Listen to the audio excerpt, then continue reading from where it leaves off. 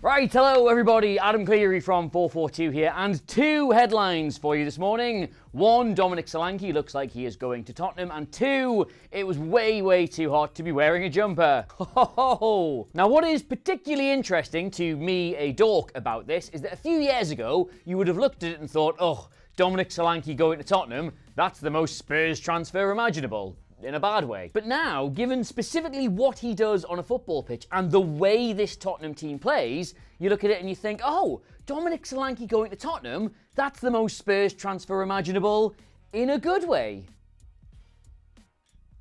That's the intro.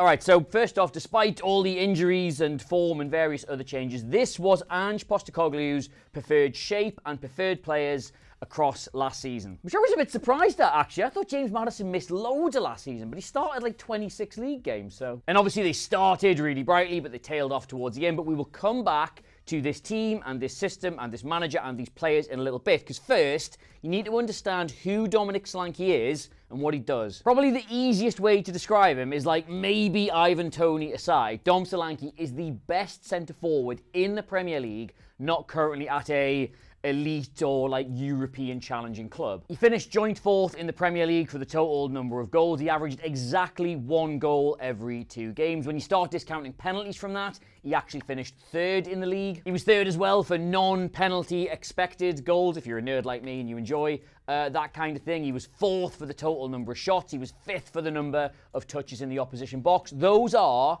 elite numbers, and with respect to Bournemouth, he was doing that at Bournemouth. He is a proper centre-forward. Like, if we look at this very cool graph that Opta kindly made, showing all his shots and his goals from last season, obviously the goals are the big pink ones, the shots are just the little circle ones with a hole in it. That's pretty straightforward. You'll see he just loves being in the box. Like, there's such a high concentration in the 6-yard box. There's like a few more scattered around sort of the width of the goal, and he very rarely finds himself either out wide or outside the box. There are 16 goals in total there. We got 19 across the season, but we're not including the penalties. So there's 16 goals from open play there, and they come from an XG of 15.7, which tells you that he's not an elite, fantastic finisher that gets you things out of absolutely nothing, but if you are a team capable of laying on the chances, he will consistently and dependably convert them. Just to put all that in a little bit of context, I sort of pulled this 𝗵𝗴𝗍 graph together showing him versus like 𝗕𝗓𝗓𝗍𝗏, Erling Haaland, Mo Salah, Ollie Watkins, and Son Heung-min, who was playing that position for Tottenham. You can see that he profiles really similarly to Watkins and Isak in terms of the number of shots he's able to get away per game, and more specifically the average XG of all the shots he gets. And I know I'm banging on about XG a lot, and a lot of people don't really think it's that important, but it is a good measure of the quality of chance. Like, Solanke isn't snatching at things from outside of the box. He finds himself in really good positions to convert from. And if you can, just humour me for a few more seconds on the whole XG thing. When you look at all the XG he got across the season and you minus the goals from that, this is where he ranks with all those other strikers. Like, Son is miles ahead in this because he's got like a long-range rasper in his locker, and that sort of distorts the numbers there. But the out-and-out centre-forwards, he's only fractionally behind Watkins and Isak and ahead of Haaland and Salah. And just, if I haven't managed to hammer this point home with all those numbers, let me put it in a small amount of words, okay? He is not an elite get-you-stuff-out-of-nothing centre-forward, but he is very good, and more importantly, very reliable. And that means that theoretically any club in the Premier League that was looking for a goal scorer should have been looking at Dom Solanke. But Tottenham are not just any club in the Premier League. They have other specific needs, and they are specific needs that Dom Solanke also ticks every single box for. Last season, he led the Premier League. Not just was one of the better ones, was top for the total number of pressures applied to the opposition. So the amount of closing down he did, the amount of attempting to win the ball back, he was the most proactive player of any position for trying to do that. He led the Premier League for pressures all over the pitch. He led the Premier League for pressures in the final third specifically, and he led the Premier League for pressures that then led to a shot on goal. Now, the vast majority of the credit for this does go to 𝗕𝗓𝗓 and how quickly he transformed Bournemouth into this really aggressive, high-pressing side. But were this not part of Solanke's inherent makeup, he wouldn't have flourished quite like he did. And I cannot thank Opta enough for their continuous hard work in the world of football graphs that I can neatly overlay on my pitch here, but this is a brilliant diagram showing you where Dominic Solanke applied pressure across the course of the season. The numbers here basically represent how many times per 90 minutes he pressured the opposition in that specific area, and you can see it's so front foot. Yes, there is a little bit in his own half, because sometimes you will just have to sit back, and that's how football is, but the vast majority is in the opposition third, and he's not afraid to go all the way forward and do it in the opposition box. And I was there, man. I saw it happen. I was at St James's Park when he closed down an errant back pass to the goalkeeper and got a goal from absolutely nothing. Like, that doesn't just happen if you're loitering around. That happens because you're the kind of player that does that every single time. So that's good, isn't it? Obviously, he's very good. He does everything you want in front of goal. He's a force of nature when you're out of possession as well. But why is this specifically so good for Tottenham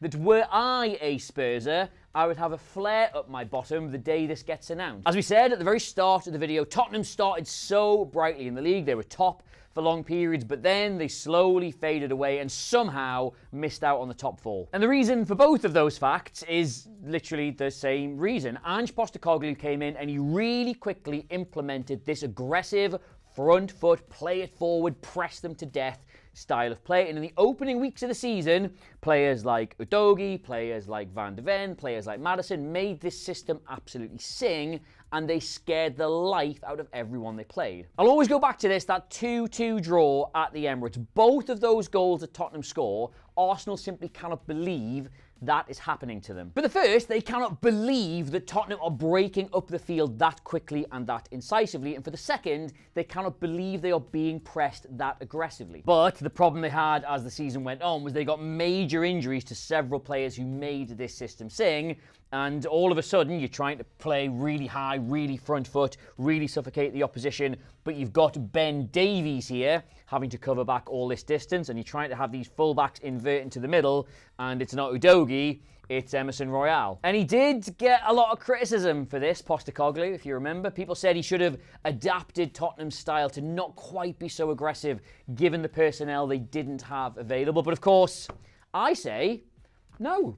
Never compromise on anything, ever. Be stubborn, be rigid, be a complete nightmare. That's what I do. Anyway, so the point I'm actually trying to make here is that Postecoglu has fundamentally altered the DNA of this team very quickly. Like, if we look at this graph that Sky made, in one season he took them from being bottom of the league in terms of their starting position for both offensive and defensive actions and turned them into the highest team in the league from that. They literally went from being the most back foot team to the most front foot team. They were top of the league last season for the number of high turnovers where they win the ball back close to the opposition goal, and they were second for the number of chances they created from high turnovers. They are so aggressive, they are so front foot. When the players are available, it works really well. But one thing they could never quite get right was the identity of the centre forward. Like, Tottenham were fourth in the league last season for the total number of shots they created. They were a really attacking team, but they dropped down to like 7th or 8th for the total number of goals. Just to put that in its most basic terms, they are a Champions League side when it comes to creating chances,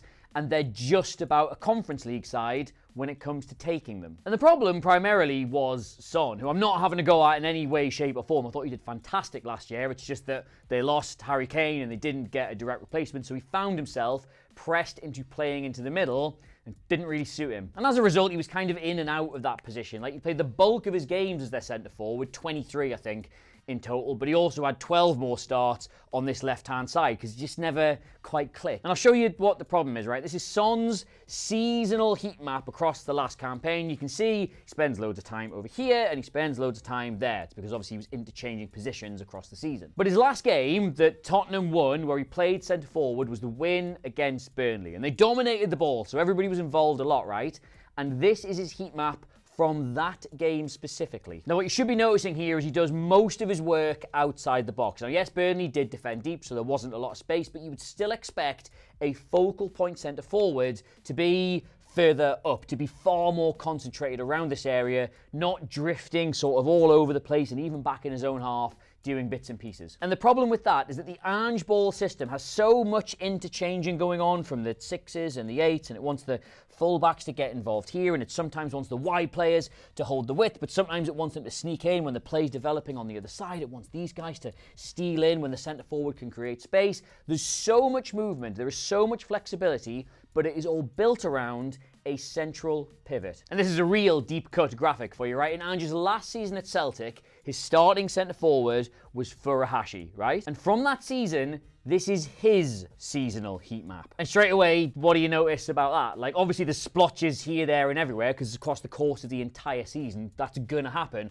But the vast majority, the biggest concentration of his actions are all deep into the box. Now you look at that, which is what a centre forward is supposed to be doing in this system, and you compare it again to Son versus Burnley, it's night and day. And then, and here's the real payoff of the video, you compare that to Dom Solanke's seasonal heat map from Bournemouth last season, and would you look at that, it's right where everything is supposed to be. This is funny, obviously, because he takes a lot of kickoffs, but other than that, everything he's doing, where possible, is in this central area. It's between the width of the goals, it's in the 18-yard box. Hell, let's stick his shots and his goals on top of that again, and it paints the picture of someone who is an out-and-out egg and chips centre forward. So, and I'm feeling very pleased with myself here, just to recap, what are Tottenham's major problems from last season? Well, they create a lot of chances, but they don't reliably take them, and also, they don't have a central focal point in the 18-yard box leading their attack. And what is Dom Solanke? You can say it at home with me if you like. He is someone who reliably takes his chances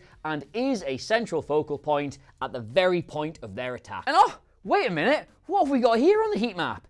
Is that some vital defensive contributions in his own 18-yard box? Well, if we just get the old 𝗕𝗏𝗏 stats up, you can see that he's by no means one of the best players in the world at winning headers, but he's certainly incredibly competent at them. And you think back to last season where Tottenham had that really bad run where they were conceding loads of set-piece goals, all of a sudden, having a much bigger, stronger, better in-the-air centre-forward than someone like, say, Son, means you've got an extra defensive weapon at the back as well.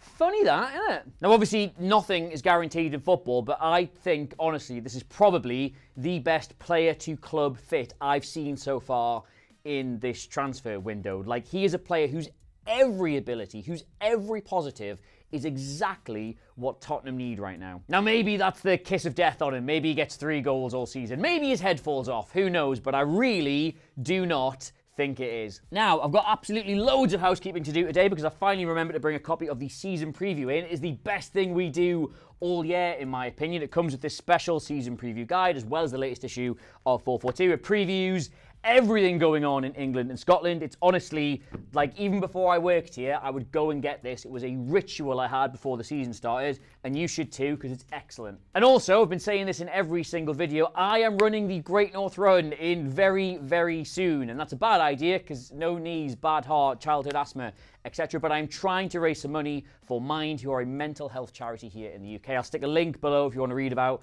why I'm doing that, why it's a cause close to my heart, why they do such amazing vital work here in the UK and beyond. And if you have got a couple of quid sitting around after watching a video about a man who costs £60 million, any donations whatsoever, big or small, they go absolutely miles. They really do make a difference, and they make my heart grow several sizes. You can get me across all the social medias at Adam Clery, Clery. Thank you to my parents for giving me such an SEO-friendly name. The FourFourTwo socials are in the corner of the video. The mag I've told you about, the sponsorship thing I've told you about, Dom Solanke I've told you about, and also it was too hot to wear a jumper. Told you that at the start. So I'm going to shower now. That's my treat. Goodbye!